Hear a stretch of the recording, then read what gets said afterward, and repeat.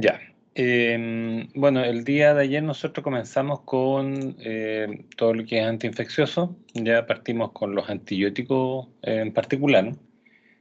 Aquí hay una diferenciación ya que yo creo que es bastante útil para guiarlos de manera más clara respecto de cuál es el orden que vamos a seguir, y que va a ser una cosa más de acuerdo a los mecanismos de acción y efectos en este caso en las bacterias, que orden de otro tipo, que a veces uno los puede ordenar por espectros de acción, uno los puede ordenar por eh, estructuras moleculares y otro más. Pero yo creo que este es mejor porque va a ser más comprensible ya que han pasado microbiología hace poco. Bueno, cuando nosotros hablamos de la acción sobre las bacterias de este tipo de fármacos, tenemos dos grandes grupos que son los bactericidas, y básicamente cuando nosotros abordamos la acción de los fármacos beta-lactámicos, que son los que vimos ayer, que están aquí, nosotros vimos que había una destrucción de la pared, ¿no es cierto?, del bacterio, y una vez destruida la pared, este simplemente revienta por la presión interna que tiene, ¿no es cierto?, debido a la gran concentración de organelos y elementos proteicos y demás dentro de su estructura. Por lo tanto, una vez rompiéndose la bacteria, queda claro que el mecanismo de acción de los beta-lactámicos es de tipo bactericida. Junto con ellos también tenemos un grupo que va muy cercano respecto al mecanismo, que es la vancomicina. Tenemos los aminoglucósidos, ya la quinolona, metronidazol. Todos estos que están acá son de tipo bactericida. O sea, en el fondo, los gérmenes terminan muertos. Pero hay otros que en realidad no matan al germen, sino que simplemente detienen su crecimiento y corresponden a los macrólidos, la eritromicina, cloranfenicol, ya las tetraciclinas, que también las vamos a abordar en alguna medida. Así es que, continuando entonces con lo que hemos visto nosotros ayer, el grupo de fármacos bactericidas, ¿no es cierto? El que sigue en este caso que vamos a abordar es la vancomicina. Si ustedes se fijan, la vancomicina, una estructura tremendamente grande, ya es una estructura que tiene, si se fijan, una cantidad de elementos que le permiten ser solubles en agua, que tiene también unas cadenas, ¿no es cierto?, que son bastante amplias y largas, y tiene también estas exosas que están acá, que le atribuyen también mucha más solubilidad. Básicamente cuando nosotros hablamos de la vancomicina, es un compuesto que está producido por también una bacteria, tal como lo vimos, perdón, por un hongo, tal como lo vimos nosotros ayer, que se había descubierto la molécula de la penicilina G gracias a una contaminación de una placa, ¿no es cierto? Y había producido esta molécula que inhibe el crecimiento bacteriano. En este caso, el Streptococcus orientalis, ¿no es cierto?, va a tener la posibilidad de sintetizar esta molécula que es una macromolécula. También el mecanismo de acción, recordando lo que nosotros vimos con los betalactámicos, va a inhibir la unión, ¿no es cierto?, al extremo de ala-ala, que lo vimos también en en la clase de ayer, ¿no es cierto?, aquí hay un esquema. Aparece también este esquema ala-ala, que básicamente eh, que permite el elongamiento y la adición de mayor cantidad de complejos, ¿no es cierto?, que permiten tener de manera tridimensional la estructura de esta pared bacteriana. Y de esa manera entonces nosotros vamos a tener que este también inhibe la transglucorasa y evita la elongación de este, ¿ya? Así que en términos prácticos el mecanismo de acción es bastante similar, así que no, igual que los betalactámicos. Y cuando nosotros lo vemos en términos prácticos, aquí está el resultado, ¿no es cierto?, de la acción de los betalactámicos que vimos en la clase de ayer, en que estos van a inhibir la extrapeptidasa, ¿ya? Y vamos a tener aquí la vancomicina que va a estar inhibiendo la transglucolasa, ¿ya? Por lo tanto, vamos a tener enzimas distintas, pero el mecanismo básicamente de acción en términos de la imposibilidad de consolidar de manera adecuada la pared de la membrana del bacterio es el mismo, ¿ya? Cuando nosotros observamos la actividad antimicrobiana, yo les dije ayer que normalmente en concentraciones de 2 y hacia abajo se esperaba que eran gérmenes sensibles, ¿ya? Aquí podemos ver que efectivamente hay una serie de medicamentos, ya en que aparece el Streptococcus pyogenes, neumonía, el estafilococo, meticilino sensible. Esto que está aquí, MSSA, significa que lo más probable es que sea productor de beta-lactamasa, pero es metilino sensible, ¿ya? Quiere decir que es sensible a la acción de la cloxacilina y flucloxacilina. Y en el caso de el que está acá, es resistente, meticilino resistente, ¿ya? Por lo tanto, los que son meticilino resistentes, la cloxacilina y flucloxa, no tienen ninguna posibilidad de destruir esta bacteria. El streptococo no nos preocupamos mucho, que normalmente no son productores de beta-lactamasa, todavía, ¿ya? Aunque hay algunas cepas que sí lo hacen, pero no es tan preocupante.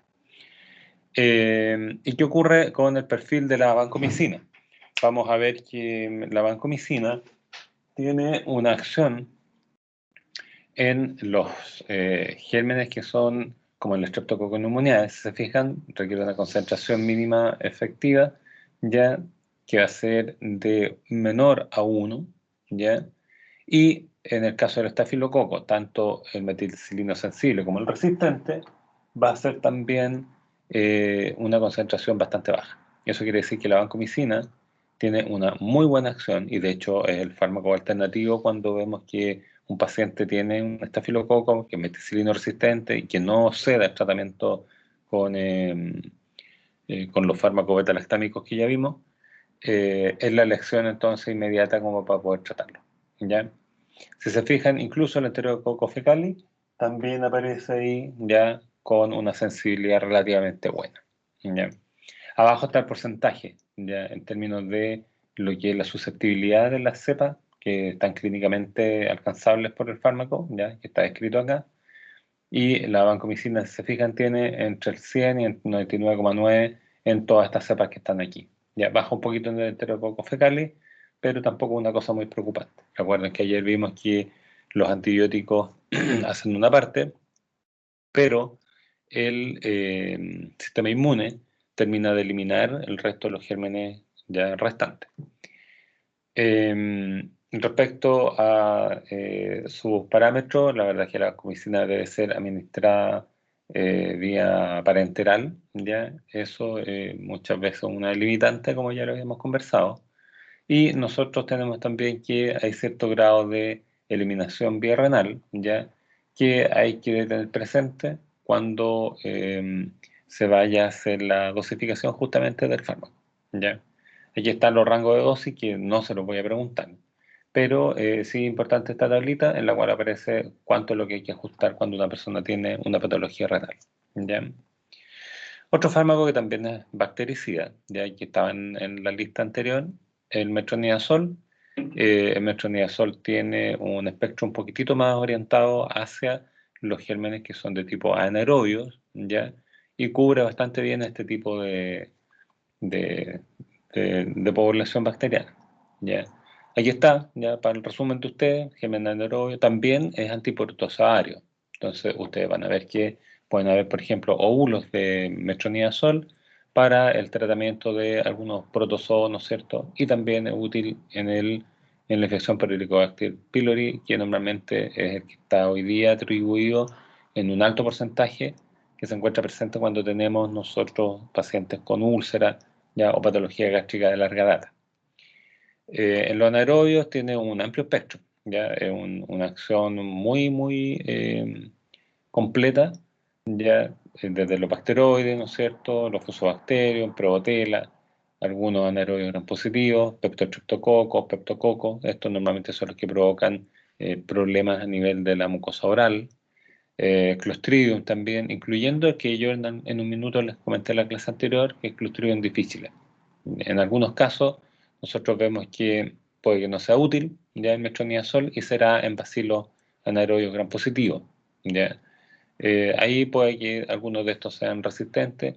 El Propionibacterium acne tampoco, pero no importa porque es Propionibacterium acne, que es el que se encuentra normalmente en toda la infección de tipo en la edad de la pubertad, ¿no es cierto? En el acné, por eso tiene ese nombre. Sí puede ser abordado para el tratamiento con las tetraciclinas y que son tremendamente útiles y muy activas sobre el Propionibacterium acne. Los gram positivos y los aerobios obviamente no son sensibles, ya incluyendo este streptococo microaerófilo. Por lo tanto, uno ya sabe que con este medicamento podemos abordar los anaerobios y tanto bacilos como cocos, pero que sean obviamente de un crecimiento de una población de tipo anaerobia. ¿Ya? Eh, También por el lado de la actividad antiprotozoaria, ¿no es cierto? Sirven para tratar diarrea de alambia, entomopenia estolítica, ya, igual, algunos tipos de gérmenes invasores, ¿no es cierto?, de infección vaginal. Podemos ocuparlos para, de manera muy puntual contra otro tipo de infecciones, como el Ricobaster que le había comentado, las yardeneras, ya también vaginales, el Treponema pallidum también es sensible, pero hay otros que tienen una actividad y una sensibilidad eh, mejor frente a otros antibióticos. Por lo tanto, en ese sentido, uno puede elegir esas otras moléculas. ¿Cuáles son algunas de las características? Este es un profármaco. Ya nosotros conversamos en la parte farmacocinética que este tipo de compuestos necesita ser activado y por lo tanto depende de eso para que podamos tener una actividad. Se da vía oral y por lo tanto tiene este efecto del primer paso que también habíamos comentado y que le permite ser activo. ¿Ya? Eh, Tiene un potencial de oxirreducción importante ya, y donan electrones, ¿no es cierto? En este caso, al metronidazol desde estas proteínas, ¿no es cierto?, de fierro y azufre. Por lo tanto, las reacciones que ocurren aquí son irreversibles, ¿ya? Y normalmente terminan formando un radical nitroaniónico, que es el que va a destruir a los gérmenes, ya que son sensibles a la acción, ¿ya? Lo bueno es que la biodisponibilidad es tremendamente alta y normalmente se elimina vía hepática, ¿ya? Así que eso tiene que tener harto ojo.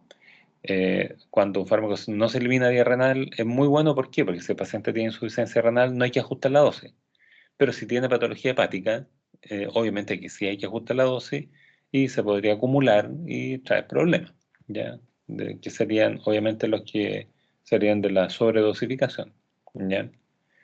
En el caso de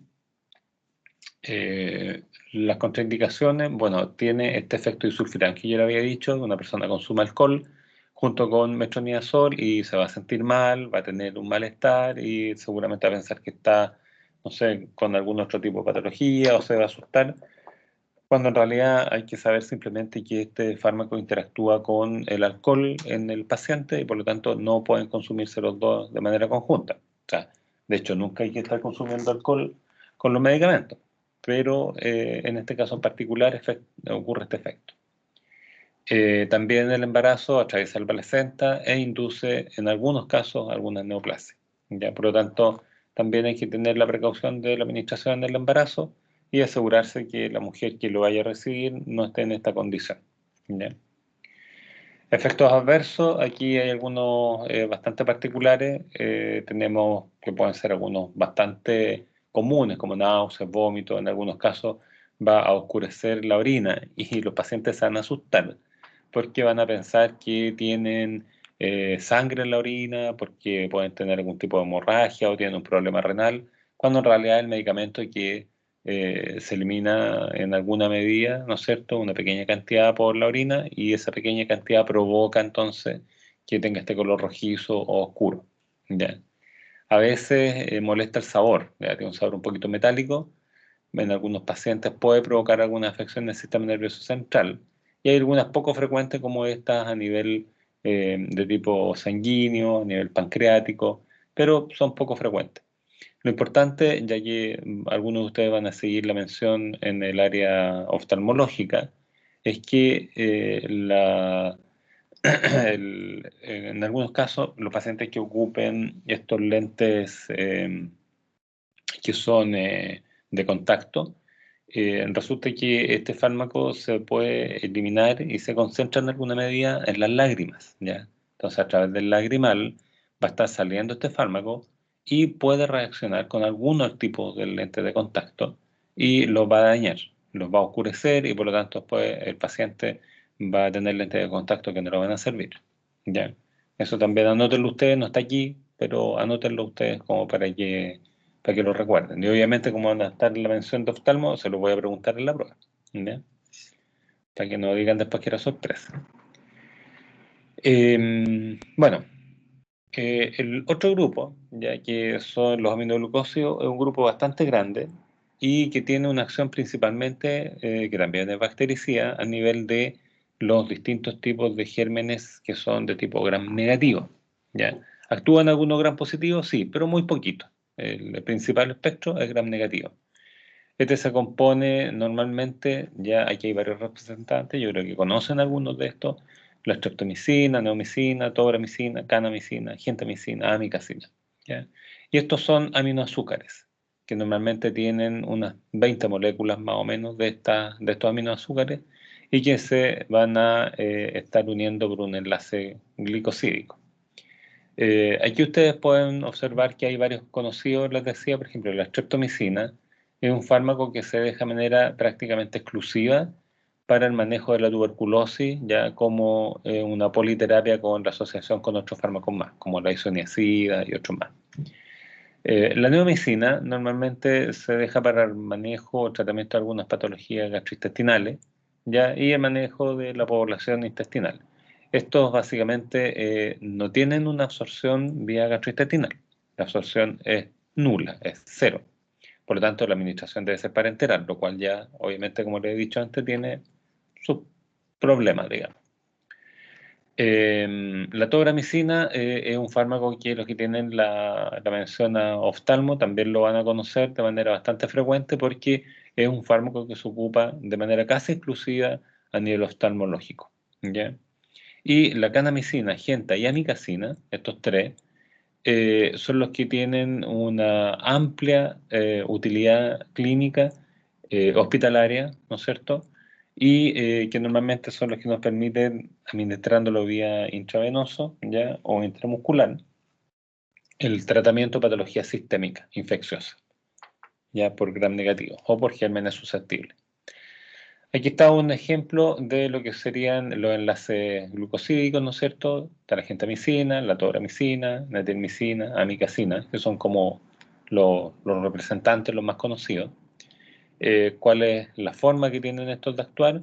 Bueno, inhiben de manera irreversible, ¿no es cierto?, la síntesis proteica y normalmente lo hacen principalmente en las unidades 30S del ribosoma. O sea, aquí nos salimos de la membrana plasmática, nos salimos de la pared, ¿no es cierto?, de la bacteria en términos de mecanismo de acción y vemos que van a tener una acción de tipo irreversible a nivel de la síntesis proteica. Por lo tanto, uno podría decir, bueno, entonces son bacteriostáticos, porque normalmente los que inhiben la síntesis proteica son reversibles y van a tener la posibilidad entonces de retornar a multiplicarse los gérmenes una vez que el antibiótico no esté, o sea, cuando yo dejo de tomar el antibiótico. Pero no, primero porque la unión es irreversible y segundo porque el mecanismo de acción es complementario con otros más, ¿ya? Tener ojo porque esto necesitan entrar en la bacteria para poder actuar, obviamente en lo que es el citoplasma bacteriano, y vamos a ver entonces que se dificulta eso cuando hay algunas porinas, ¿no es cierto?, algunos hoyos en la pared por los cuales estos ingresan, y si hay modificación de esos accesos, obviamente el germen va a ser resistente, ¿ya? También producen una lectura errónea del código genético en el RNA mensajero que está siendo creado. Y obviamente de esa forma incorporan aminoácidos erróneos y por lo tanto las proteínas no son funcionales, ¿ya? Importante porque necesitan oxígeno, ¿ya? Por lo tanto son inactivos, controlan el anaerobio y necesitan energía. O sea, la bacteria tiene que estar funcionalmente activa, ¿ya? Bueno, aquí tenemos una representación de lo que sería la lectura, ¿no es cierto?, de este RNA mensajero, que va de 5' a 3', Ahí tenemos nosotros el ribosoma, con su unidad 5030S. Vemos cómo esta medida que va avanzando va elongando, ¿no es cierto?, de manera normal esta proteína, hasta llegar finalmente a separarse y tener una proteína madura. Este es el mecanismo normal, el mecanismo que uno siempre espera que ocurra con el tipo de replicación que tiene cualquier célula, incluyendo las bacterias.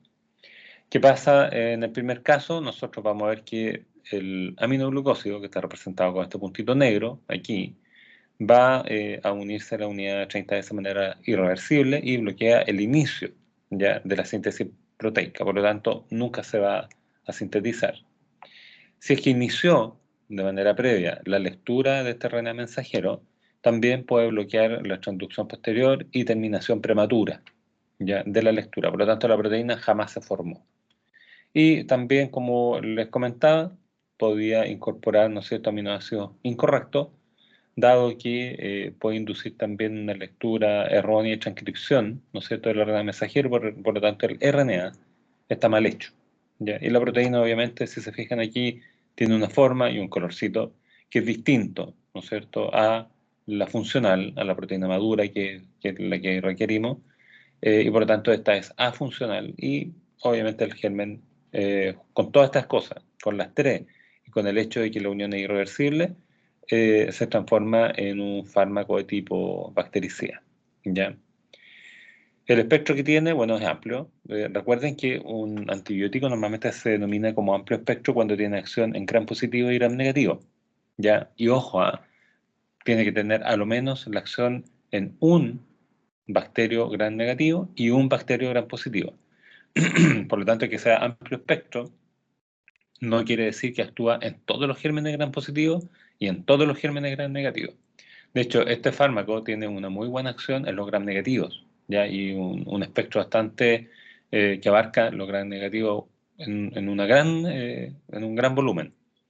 Y de los gram positivos apenas actúa en el estafilococo dorado, o el Staphylococcus aureus también, que se llama, son sinónimos, y algunos pocos bacilos gram positivos, o sea, muy poquitito. Pero bueno, se denomina amplio espectro porque tiene acción a lo menos en un gram negativo y a lo menos en un gram positivo, ¿ya? Allí aparece lo que es la actividad antibacteriana, ¿no es cierto?, la sensibilidad, y podemos observar que en términos prácticos en algunos tipos de gérmenes, por ejemplo, los beta-lactámicos o Streptococcus pneumoniae, tenían una concentración, ¿no es cierto?, mínima inhibitoria requerida que era muy, muy baja, de 0,0 algo. Aquí fíjense, requiere de 16 a 32 ya microgramos por ml, o sea, definitivamente este grupo de fármacos no tiene buena acción a nivel eh, de los gram positivos. ¿Ya?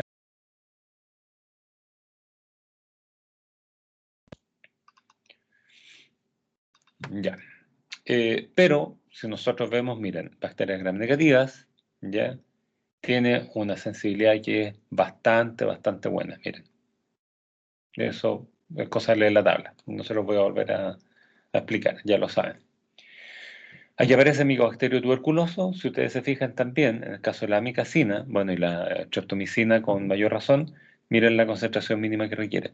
Es bastante baja, lo que quiere decir que el micobacterio tuberculoso es sensible y por lo tanto vamos a tratar de manera asociada con otro tipo de antibiótico, vamos a tratar la infección tuberculosa con este grupo, particularmente con streptomicina.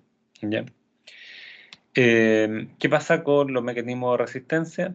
Bueno, también existen, aquí hay alteraciones de punto de unión del ribosoma, o sea, si el aminoácido en el cual se une este antibiótico se modifica por mutación, por ejemplo, bueno, simplemente los aminoglucósidos dejan de funcionar, ¿ya? Puede también haber una reducción del acceso al aminoglucósido, ¿ya? Por el problema que yo les comentaba acerca del paso a través de la pared, ¿ya? Por estas porinas. Así es que esos son mecanismos bastante frecuentes y bastante conocidos. También existe un par de enzimas, ya que son acetilasas y adenilasa, como habíamos visto anteriormente con los beta-lactámicos, que está la beta-lactamasa, por ejemplo. Bueno, aquí tenemos acetilasas y adenilasa que van a atacar distintas zonas y partes, ¿no es cierto?, de estas moléculas, ya de estos glucosáminos unidos. Entonces, ¿qué pasa? Bueno, vamos a tener aquí las acetilasas que están con este color, que pueden tener, si se fijan, actividad directamente en estos grupos amino que están disponibles y asequibles. Y recuerden que el cambio de algunos de los radicales estructurales están justamente en este grupo amino que está acá. Por lo tanto, si yo con la enzima corto esta zona, voy a dejar sin efecto el antibiótico. También pueden actuar en este otro grupo de amino, ¿no es cierto?, en esta otra posición, ya que sería el 5, y provocar también cierto daño, pero obviamente el más importante es en esta zona que está acá. También están las adenilasas, ¿no es cierto?, que actúan principalmente en esta zona del grupo de hidroxilo y que pueden inactivar de manera importante, ¿no es cierto?, la actividad del fármaco. Y una pequeña fracción de enzimas que podría estar activando, ¿no es cierto?, su capacidad catalítica, que son las fosforilasas, en contra de esta zona del anillo, ¿no es cierto?, que también al romperlo los dejaría sin efecto. Por lo tanto, ustedes van a ver que vamos a tener aquí un grupo que es bastante útil con su acción a nivel de gram negativo, pero también hay que cuidarlo y usarlo bien en términos de tener esquemas terapéuticos que se cumplen y que sean adecuados. Y lo bueno es que normalmente estos fármacos se tienen que administrar vía parenteral y por lo tanto normalmente los tratamientos se hacen en el hospital. Por lo tanto, ahí el equipo médico puede efectivamente dar cuenta de que el tratamiento está bien hecho. O sea, no se le da el alta al paciente hasta que ha terminado su tratamiento de manera adecuada. ¿Ya? Ya le había dicho que la absorción es prácticamente nula, o sea, no se absorben. Se distribuyen también de manera muy mala, porque si se fijan, estas estructuras químicas tienen varios grupos polares, ¿ya? Y todos estos grupos polares permiten que sean muy solubles en agua, pero son tremendamente insolubles en la membrana plasmática y el coeficiente de partición es bajo.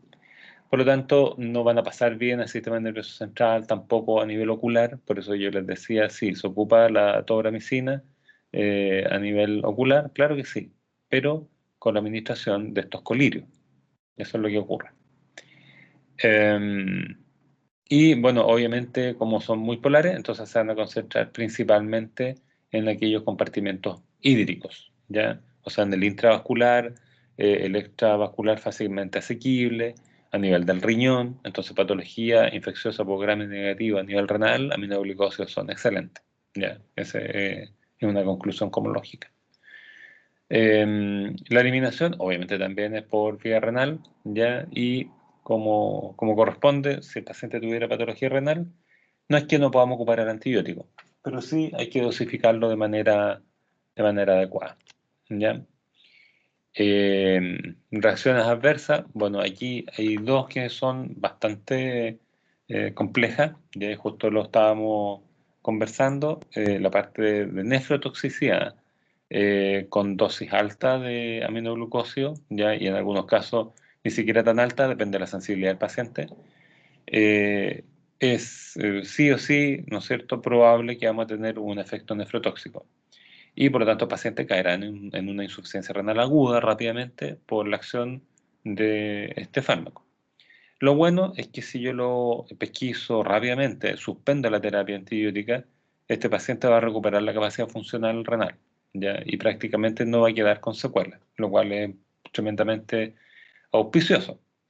Pero cuando nosotros tenemos algunas personas que genéticamente son susceptibles a hacer una ototoxicidad, incluso con dosificaciones que están recomendadas para el tratamiento antibiótico, o sea, sin que tengan que caer necesariamente en una sobredosificación, bueno, pueden desarrollar una ototoxicidad, este que está aquí, y que normalmente va a complicar al paciente porque no es reversible en el 100%. O sea, el paciente va a quedar secuelado y puede quedar con una disminución de su capacidad auditiva o quedar sordo definitivamente, ¿ya? Esto es importante en clínica, ya que la administración rápida en bolo de un aminoglucósido puede tener un efecto de bloqueo neuromuscular, ¿ya? Y obviamente eso nosotros no lo queremos en clínica, por lo tanto hay que administrarlo de manera lenta, ¿ya? Eso es lo más importante. Hipersensibilidad sí, algunos pacientes lo han tenido, pero muy poco frecuente, así que no vale la pena mencionarlo. Interacción, obviamente, si tengo un efecto nefrotóxico, ¿no es cierto?, con el aminoglucósido solo, el asociarlo con otros fármacos, como van a ver después, la anfotericina B, que es un antimicótico, la vancomicina, que ya la vimos, cisplatino, que es un fármaco antineoplásico, igual que la ciclosporina, o al asociarlo con una cefalosporina, como las que vimos anteriormente, puede aumentar el efecto nefrotóxico y por lo tanto es más probable que haga este tipo de falla el paciente, ¿ya? Y lo mismo puede ocurrir con el efecto ototóxico al asociarlo con ácido tacrínico, que afortunadamente hoy día ya no se ocupa, ¿ya? Eso es bueno por ese lado. ¿Cuáles son los usos? Bueno, como les había comentado, principalmente en cirugías, ¿no es cierto?, que requieran abordar la parte abdominal para disminuir la carga bacteriana, o si hay algún tipo de infección, ¿no es cierto?, que haya pasado de esta zona intestinal, que normalmente tiene bacterias gram negativas, va a tener entonces una muy buena acción, ¿no es cierto?, este grupo de fármacos. También en algunas, como tiene buena acción de los peptococos, peptostreptococos, una buena alternativa terapéutica en el caso de flegmón de piso de boca, que muchas veces también estos son producidos por estafilococos aureus, y van a tener entonces una buena respuesta también, ¿ya? Y cualquier otro que tenga estafilococo, sobre todo en infecciones de la piel o mucosa, ¿no es cierto? En algunos casos, infecciones pelvianas, no es lo más frecuente, pero también puede ocurrir, ¿ya? Sobre todo son por gram negativos, como les decía. Son un tremendo y muy buen grupo terapéutico, ¿ya? La neomicina también se ocupa y se da vía oral, entonces ojo con esto. Uno podría decir, ah, bueno, están dando la neomicina para que tenga el paciente un tratamiento de una infección sistémica. No sé, puede ser una infección abdominal porque se perforó un apéndice, por ejemplo. No, pues, recuerden que no se absorbe, por lo tanto, si doy la neomicina vía oral, no va a tener ninguna acción sistémica, nada. Entonces, ¿para qué doy la neomicina vía oral? Bueno, para disminuir la carga bacteriana que existe a nivel colorectal, ¿no es cierto? Porque tengo a lo mejor programada una cirugía en esa zona. Entonces, para evitar una diseminación a nivel del peritoneo de toda esta flora bacteriana, yo doy entonces de manera previa, profiláctica, la neomicina bioral, elimino la flora bacteriana en el lumen intestinal y por lo tanto se hace menos probable que tengamos una infección masiva a nivel peritoneal, ¿ya? Aquí está la dosificación, que no me voy a detener en esto. Lo que sí es importante, fíjense, aquí está tabulado, ya de acuerdo a clearance de creatinina que tiene un paciente, cómo nosotros vamos a modificar la dosificación. Por lo tanto, un paciente que tenga insuficiencia renal en distintos niveles, ¿no es cierto?, leve, moderado o severo, nosotros simplemente dosificamos de manera distinta el antibiótico, ¿ya? Eso es como ya está bastante probado y se ocupa todos los días. Bueno, otro grupo que también es bastante útil, sobre todo en algunas patologías de tipo respiratorio, patologías de tipo renal, es infecciosa, ¿no es cierto? Son las quinolonas, ¿ya? Y aquí tenemos dentro de las quinolonas algunos grupos conocidos, ¿no es cierto? El primero que apareció en este grupo y el representante, digamos, inicial fue el ácido nalidíxico, que hoy día no se ocupa mucho. Pero hoy día sí, el ciprofloxacino ya es uno de los fármacos más conocidos, el levofloxacino también, así que nos vamos a quedar con esos nombres, el cipro y el levofloxacino, ¿ya? Los otros no, porque como les digo, no se ocupan mucho. Básicamente, ¿cuál es el mecanismo de acción? Estos tienen un mecanismo bastante novedoso, ¿ya? Porque no actúan en las proteínas, no actúan en la pared, sino que estos van e interfieren con la ADN girasa de la bacteria. Y esta tiene una subunidad alfa, en la cual tiene una alta afinidad por este grupo de fármacos, los quinolonicos, y por lo tanto va a inducir la inhibición de la enzima y por lo tanto vamos a tener una ineficiencia en los procesos de replicación, ¿no es cierto?, del material genético bacteriano y por lo tanto no se va a poder replicar de manera adecuada.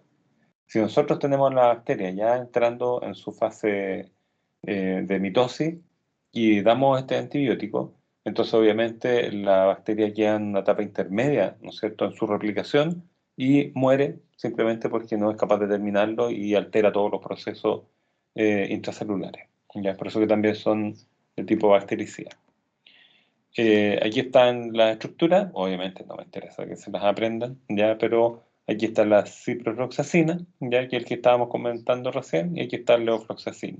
Son estructuras un poquitito distintas entre una y otra, pero una cosa importante, fíjense, nosotros se lo dijimos en las clases de farmacocinética, que estos tienen flúor en su estructura, ¿ya?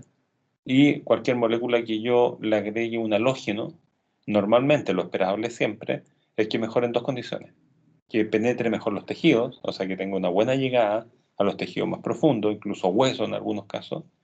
En ese caso la esquinolona no lo hace muy bien, pero sí llega muy bien a todos los tejidos blandos. Y también mejora lo que son los parámetros farmacocinéticos. O sea, podemos administrarlo cada 12 horas, cada 24 horas, que eso sí ocurre con este grupo de fármacos. Aquí está el espectro antibacteriano, ¿ya? Aquí tenemos el ciprofloxacino, ¿ya?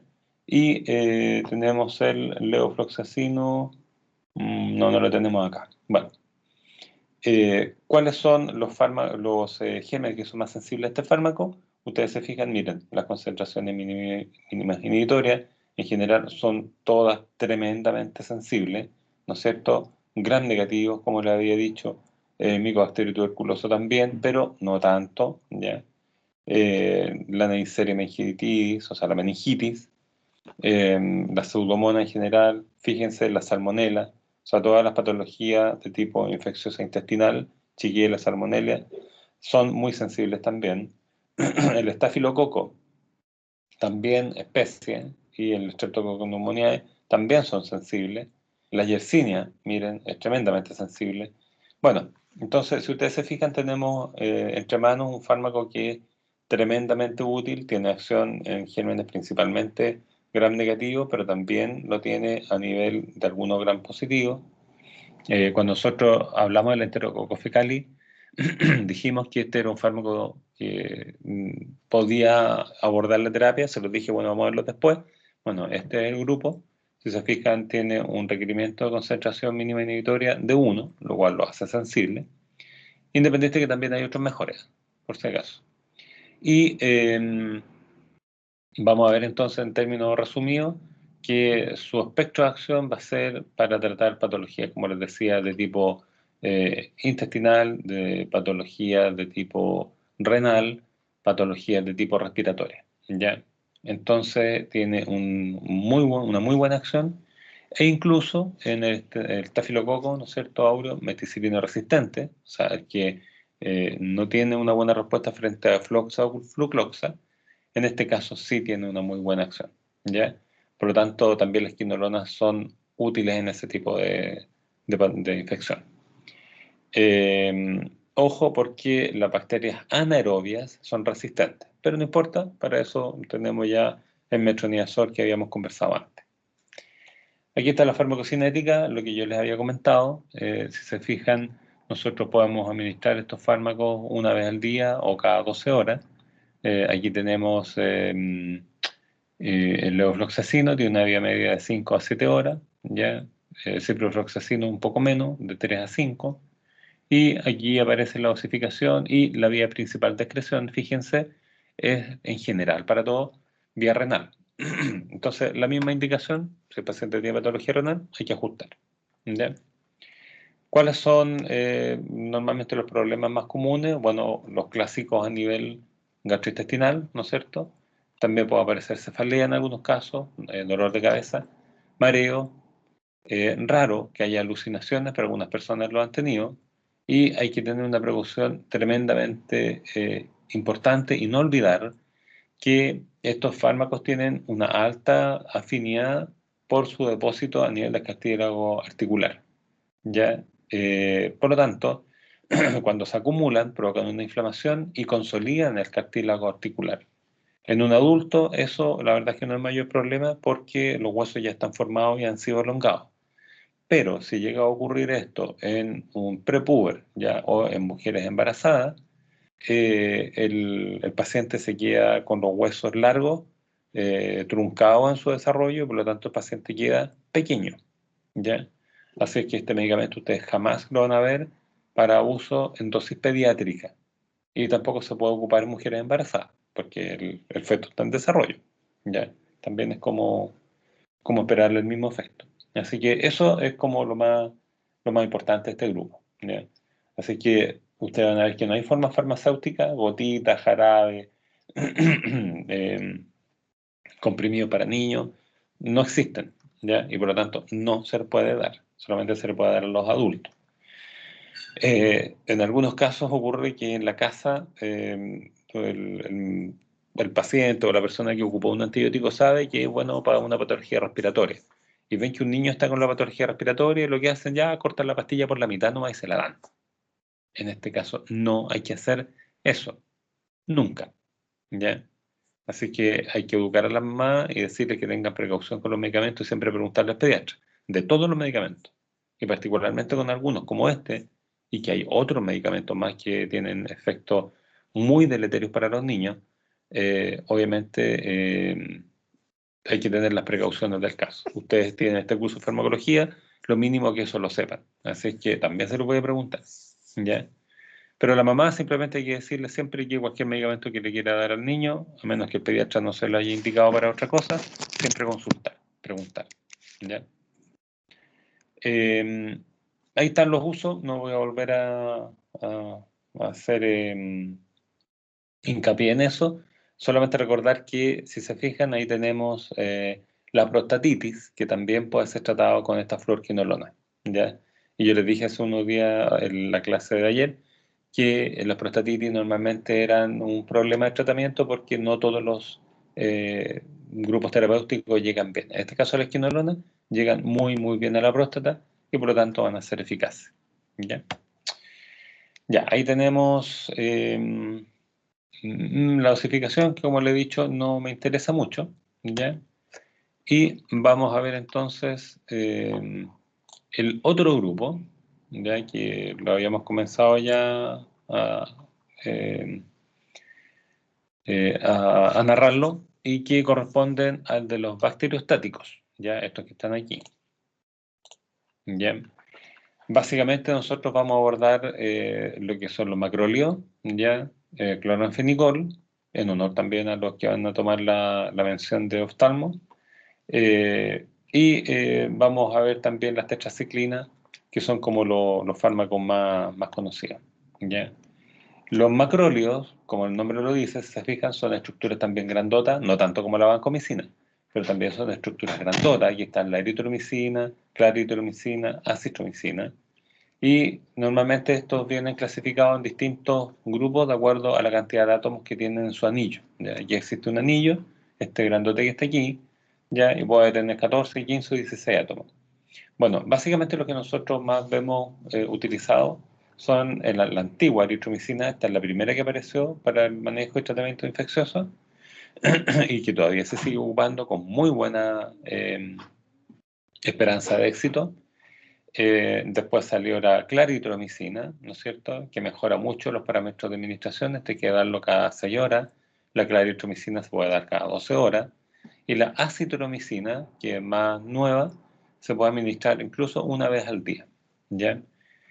¿Cuál es la gracia de este grupo? Es que este grupo tiene una muy buena acción a nivel de los gérmenes gram positivos, como se puede ver acá. Aquí tenemos la claritromicina, acitromicina. Ya miren los niveles que se requieren de concentraciones mínimas inhibitorias, son tremendamente bajos para gram positivos en general, también para la Neisseria gonorrea, por ejemplo, meningitis, también son muy útiles, ¿ya?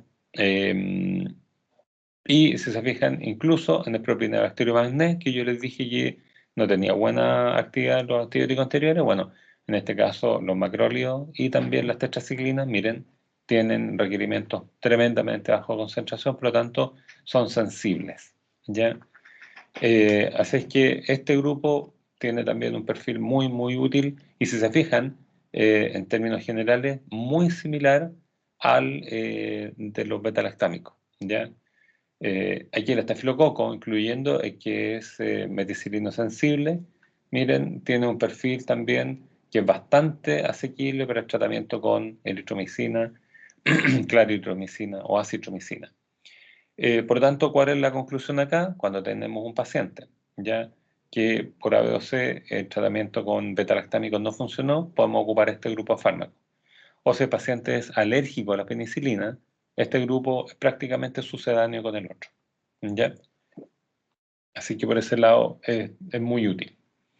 Aquí está el mecanismo, básicamente lo que ocurre es una inhibición también de la síntesis proteica, pero estos no actúan en 30S como el aminoglucosio, sino que actúan en 50S, ¿ya? En la subunidad 50S. Básicamente lo que hay aquí es un proceso de inhibición de la translocación, ya en este peptidil RNA transferasa, ya del ribosoma, y por lo tanto yo veo que se fija el aminoácido, pero cuando el aminoácido, ¿no es cierto?, debe ser translocado, o sea, debe ser movilizado para generar entonces la salida de este RNA de transferencia, se bloquea por el macrólido y vamos a tener entonces una inhibición en la síntesis de esta proteína nueva, ¿ya? ¿Cuáles son los perfiles? Bueno, una de las cosas que siempre se busca en estos fármacos es mejorar las condiciones farmacocinéticas para la administración. Entonces podemos ver que la eritromicina tiene una vía media muy corta, por eso hay que darlo cada 6 horas normalmente. En el caso de la claritromicina, como yo les había dicho, ya tiene una vía media un poquito más larga, podemos darlo cada 12 horas. Y en el caso de la acitromicina, fíjense la vía media, 40 horas. ¿Ya? ¿Qué significa eso? Que ustedes van a encontrar frecuentemente con que los antibióticos se dan, por ejemplo, para una amigdalitis bacteriana, 7 días. Eso es clásico. Bueno, la citromicina les va a recomendar al médico que la tomen por 3 días o por 5 días para ese tipo de patología. Y uno va a decir, bueno, ¿y por qué el médico no completa el tratamiento? No sé, claro, si el médico está completando el tratamiento. Lo que no saben ustedes es que la acitromicina, como tiene una vida media tan larga, ustedes suspenden el tratamiento el día 5 y hasta el día 8 todavía encuentran medicamentos circulantes en la sangre, ¿ya? Por lo tanto, el tratamiento está bien hecho. Ahí simplemente hay que fijarse en la farmacocinética, ¿ya? Bueno, ¿cuáles son los usos clínicos? Como les decía, básicamente los mismos que la penicilina, en bacterios de tipo gram positivo en términos generales, algunos gérmenes que son muy sensibles, por ejemplo, Mycoplasma pneumoniae, ¿ya? Entonces, hay una patología que corresponde a una neumonía. Las neumonias son bacterianas, las neumonitis son virales. ¿Y qué es lo que ocurre? En algunas oportunidades nosotros vemos que una persona tiene un perfil radiográfico, o sea, le hacen la radiografía y el pulmón se ve como si tuviera una neumonitis, o sea, como si fuera viral. En esos casos, uno puede observar que efectivamente aquí hay una modificación, ¿no es cierto?, de la respuesta, porque uno esperaría que esa patología viral fuera cediendo con el tiempo y la fiebre no fuera muy alta y el compromiso general tampoco fuera tan alto. Pero estos pacientes tienen compromiso del estado general muy avanzado, se agravan cada vez más, la fiebre sube cada vez más, entonces tiene un perfil de patología respiratoria, ¿no es cierto?, neumónica, bacteriana. Y efectivamente es bacteriana. Y el Mycoplasma pneumoniae es un bacterio muy pequeño y que da una clínica muy similar a la viral. Y como es tan sensible a los macrólidos, entonces muchas veces se hace el tratamiento con macrólidos, asumiendo, digamos, que ya por la clínica uno puede sospechar este tipo de infección y por lo tanto se aborda, digamos, de manera adecuada porque es muy sensible, ¿ya? Y los pacientes a los 2 días ya están mucho mejor y uno sabe inmediatamente que en realidad fue el medicamento adecuado porque la infección era por este tipo de genes.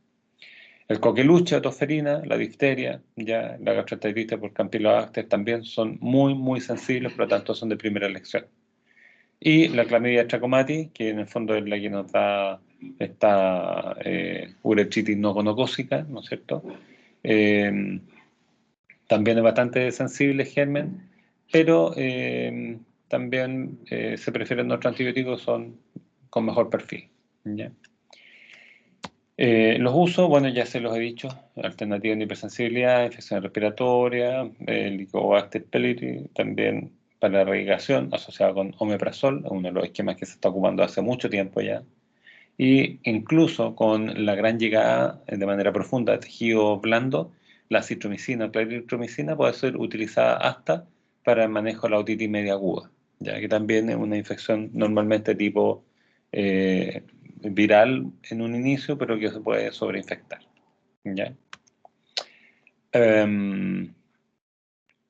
Bueno, aquí aparece nuevamente, como ya les he dicho en nuestra oportunidad de la dosificación, no me interesa mucho que eso lo hagan, pero en términos de aprendérsela, pero aquí refrenda lo que les acabo de comentar. Aquí aparece la eritromicina quizás cada 6 horas, claritro cada 12, ácido cada un día, cada 24 horas. ¿Ya? Sería, digamos, el perfil general. Como les decía, los efectos adversos son mínimos de este grupo, son muy análogos a los beta-lactámicos, a las penicilinas particularmente. Y la otra cosa es que el perfil de acción también, su espectro, es muy similar, por lo tanto son casi intercambiables con la penicilina. Ya, eso es su gran fuerte. La lincosamida, bueno, aquí hay básicamente una que se ocupa mucho hoy día, que es la clindamicina, no me voy a detener mucho en ella. También actúa a nivel de 50S, también actúa a nivel de interferir lo que es la elongación, ¿no es cierto?, del aminoácido a través de esta peptidtransferasa. O sea, básicamente el mecanismo de acción es muy similar al de los macrólidos.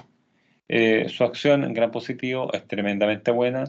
En gram negativo, en algunos tiene una sensibilidad relativamente buena, como la Neisseria, por ejemplo, así que nos sirve para la gonorrea, como parece acá. Micropneumonía también puede ser sensible, pero lejos los macrólidos son mejores. ¿Ya? Así es que hay una buena expectativa en términos de tratamiento. ¿Qué pasa con la lincomicina? Solamente se puede dar vía intravenosa y la clindamicina se puede dar vía oral. Por lo tanto, hoy día se ocupa más la clinda. Yo puedo iniciar el tratamiento con clindamicina en el hospital si un paciente está hospitalizado y lo doy de alta con comprimido para administración oral. ¿Ya? Así que en ese sentido es bastante bueno. ¿Cuál es la ventaja que tiene con respecto al grupo anterior? Es que esta tiene buena acción sobre gérmenes anaerobios, ¿ya? Independiente que actúa muy bien a nivel de los gram positivos. También es alternativa a la penicilina en el caso de infección por estafilococo, que también es sensible, y normalmente tiene muy buena actividad cuando uno lo asocia ya con otros fármacos para la cirugía colorectal o gastrointestinal en general. Ya. Aquí aparecen las dosificaciones, que tampoco vamos a entrar en detalle. ¿Qué hora es? Las 9:30. Ya, hagamos un alto. Vamos a parar unos 10 minutos, ¿les parece?